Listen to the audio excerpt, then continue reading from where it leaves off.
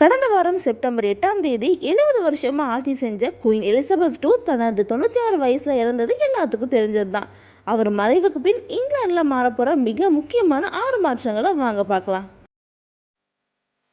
Queen Elizabeth II இறந்த உடனே அவரோட மூத்த மகன் சார்லஸ் கிங் சார்லஸ் III பதவியேற்றுட்டாரு. இப்போ இருக்கிற பிரிட்டிஷ் கரன்சியில் குயின் எலிசபெத் IIவோட படம் தான் வரும். ஆனால் இனிமேல் பிரிண்ட் பண்ண போகிற கரன்சி மற்றும் காயின்ஸில் கிங் சார்லஸ் பிக்சர் தான் வரும்.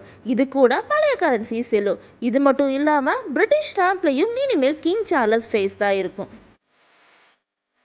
பிரிட்டிஷ் பாஸ்போர்ட்டில் பார்த்தீங்கன்னா குயின் எலிசபெத் சிம்பிள் தான் இருக்கும். இனி இஷ்யூ பண்ண போகிற பாஸ்போர்ட்டில் கிங் சார்லஸோட சிம்பிள் தான் வரும். ஸோ ஆல்ரெடி இருக்கிற பழைய பாஸ்போர்ட் எல்லாம் எக்ஸ்பயர் ஆகும்போது புது சிம்பிளோட ரெனியூ பண்ணி தந்துடுவாங்க. பிரிட்டிஷ் நேஷனல் ஆந்தமில் காட் சேவ் த குயின் இருக்கும். இனி குயினுக்கு பதிலாக எல்லாம் கிங்காக மாறும். ஸோ நேஷனல் ஆந்தமே மாறப்போகுது.